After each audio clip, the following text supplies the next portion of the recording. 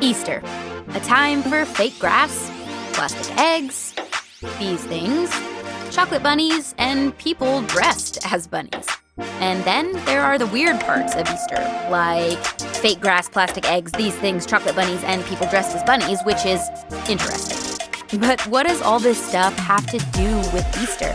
And if this holiday is about more than candy and wearing uncomfortable clothes to church and lunch with your relatives, what makes Easter happy?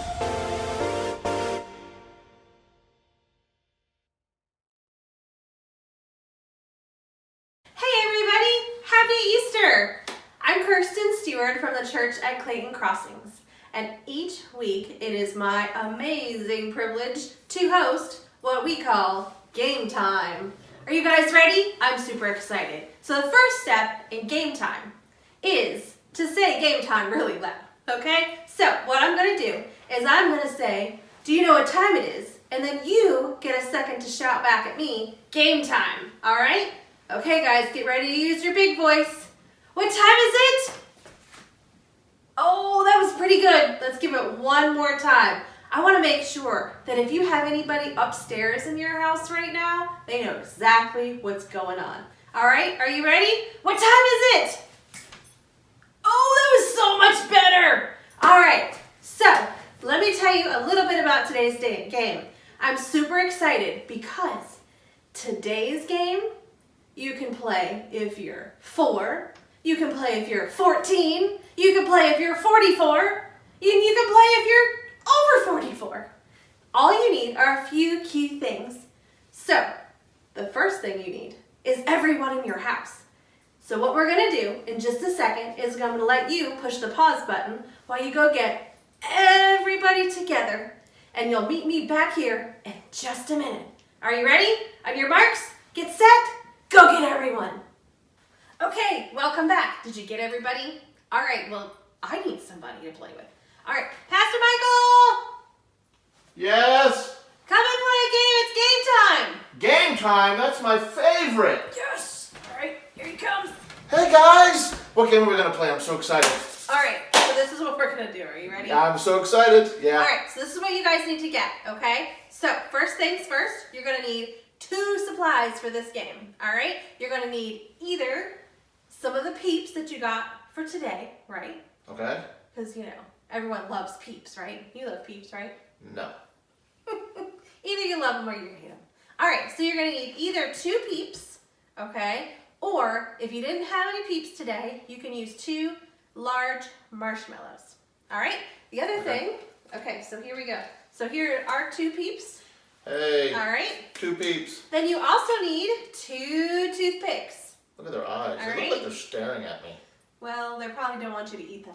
Probably not. Good thing I'm not going to. All right. Okay. So what you're going to do is you're going to put your Peeps on a microwavable safe plate, okay? And then you're going to take your toothpick. All right? So here, you can put your toothpick in your Peep. I'm running out of hands. All right, I'm going to put my toothpick in my Peep. So we're going to put them in the Peep like this. All right? And then you're going to put your Peeps together on a microwavable safe plate. All right? Then you're going to take your plate into the kitchen and you're going to put it in the microwave for 45 seconds. All right? Don't go longer than 45 seconds. You probably don't even want to go 45 seconds, to be honest with your parents. So what's going to happen is your Peeps... Well, we don't tell them what's going to happen. Oh, okay. Let's So just we're put it in the just gonna microwave and have to find see out. who the winners are. It's going to be me. Team Yellow. No, it's Team Blue, thank No, you. it's Team Yellow. All right, let's see what happens. Are you ready? All right, so clearly the yellow team won. What? I don't Yeah, think so. I think they did. Neither one of them poked each other.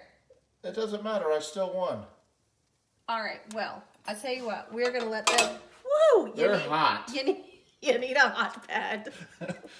All right, parents, you need to take that out of the microwave for the kids because that is hot.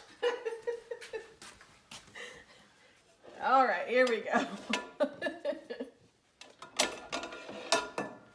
There we go. All right, so neither one of them poked each other. Nope. I'm pretty sure. But the yellow one's on top, so the yellow one won. That's how we're going to know who won. What? I That thought makes they were sense. supposed to poke each other. No, the yellow one won. It's on top. It pinned the blue one down. So, Okay. I won. Yay! All right, guys. That was super fun, even if Pastor Michael thinks that you won. Anyway, all right. On to our next game. For this game, you're going to need just a few things that you already have around the house. All right, so each person go up to their room and grab a bunch of pairs of their socks that are put together, because I am sure that your mom has taken all her time to match your socks. So grab a couple of pairs of your socks. All right, and then you'll need one basket for your family to share. What you're gonna do is all get back together, undo your socks into a big pile on the floor. All right, then you're gonna set the basket just a little ways away. Your family is gonna have 1 minute to match up their socks and throw them into the basket. So basically, you're gonna take your socks and you're gonna make eggs out of them and you're gonna toss them in the basket.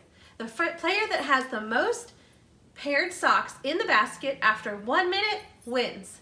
Now here's the catch. If you don't have someone keeping score, that means that you're on the honor system. All right, guys? So you've got to keep track of how many socks you toss in the basket.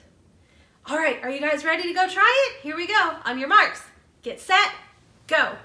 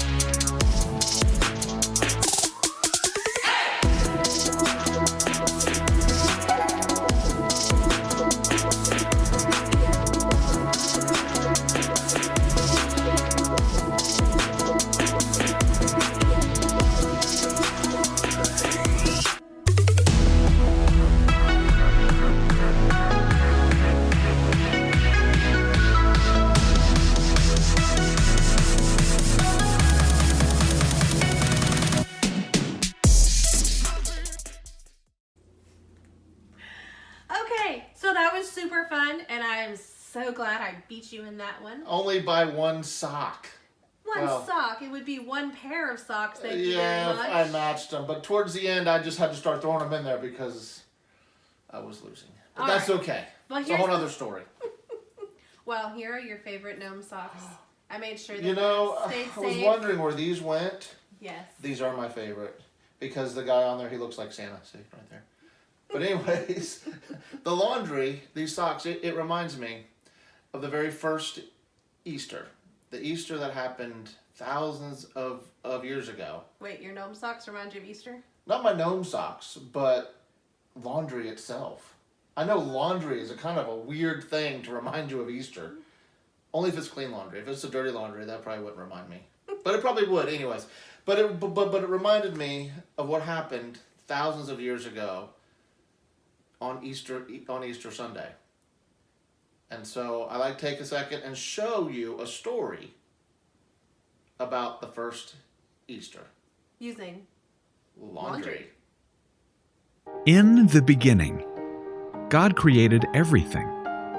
He formed people in His very own image. But then, we turned away from God. Sin entered the world, like a dark stain. Still, God loved us so deeply that He made a plan to rescue us. At just the right moment, God sent His very own Son, Jesus, to live among us. Jesus healed hearts and minds and bodies. Thousands gathered to hear Him teach. Instead of giving lots of new rules, Jesus turned things upside down by making it simple. Love God, love others. After 3 years of traveling and teaching, Jesus and His disciples entered Jerusalem to celebrate the Passover feast. Huge crowds gathered to welcome Him. But while the crowds cheered for Jesus, the religious leaders made plans to arrest Him.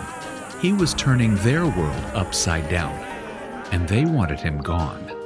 As Jesus celebrated the Passover meal with His friends, he told them that he would be leaving, but would return.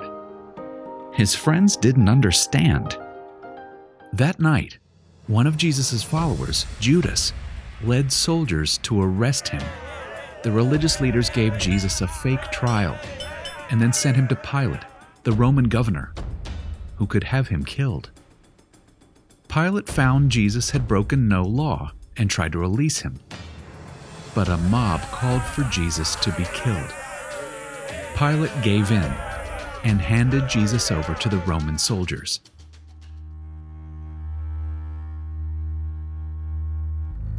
Jesus was forced to carry the heavy beams of his own wooden cross.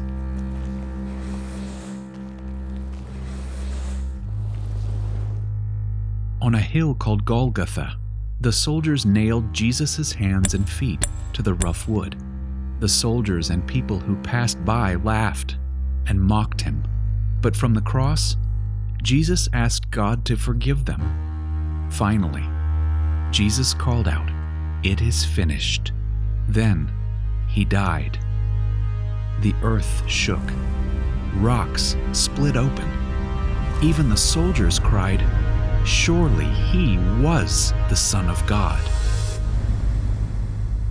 One of Jesus' followers took his body and placed it in a tomb cut from the rock. A huge stone blocked the entrance. Jesus' friends were devastated. They had believed that Jesus was the one God promised, the one who would rescue them, but now he was gone. Their whole world had turned upside down. Jesus' friends stayed hidden in fear for 3 days. But early Sunday morning, Mary Magdalene, a close friend of Jesus, hurried to the tomb. She planned to anoint Jesus' body with special spices. As Mary neared the tomb, she saw the stone had been rolled away. The tomb was empty. Mary turned to see a man standing near. She didn't recognize him until he said, "Mary." It was Jesus, alive. Jesus told her, "Do not hold on to me. I have not yet ascended to the Father. Instead, go to those who believe in me." Jesus, God's Son, became like us to lay down his life. Through God's power, he defeated death for all of us, and sin was washed away. One day, he's promised to return, so we can live with him forever.